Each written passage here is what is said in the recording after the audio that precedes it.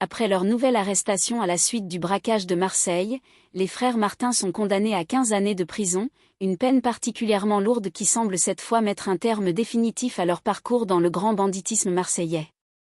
Derrière les murs de la prison, Alphonse et Thibaut Martin tentent progressivement de se faire oublier, évitant les conflits avec certains détenus tout en continuant discrètement d'observer ce qu'il se passe autour d'eux dans un univers où chaque rencontre peut changer un destin. Au fil des mois, les deux frères croisent alors la route d'un homme dont le nom circule depuis longtemps dans plusieurs affaires liées au trafic de drogue, Alain Morel, un détenu redouté autant respecté dans certains réseaux criminels français. Très discret sur son passé et sur les activités qui lui ont permis de construire sa réputation, Alain intrigue rapidement les frères Martin qui comprennent peu à peu qu'ils ont face à eux un homme possédant encore énormément de contacts à l'extérieur de la prison. Au départ, les échanges entre les trois hommes restent prudents et limités à quelques discussions dans la cour ou pendant certaines activités organisées dans l'établissement pénitentiaire.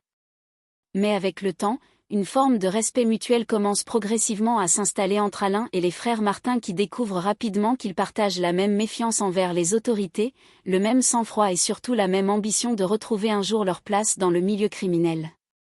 Sans réellement le savoir encore, cette rencontre va profondément bouleverser la suite de l'histoire des frères Martin et ouvrir la porte à une nouvelle période bien plus dangereuse que tout ce qu'ils avaient connu auparavant.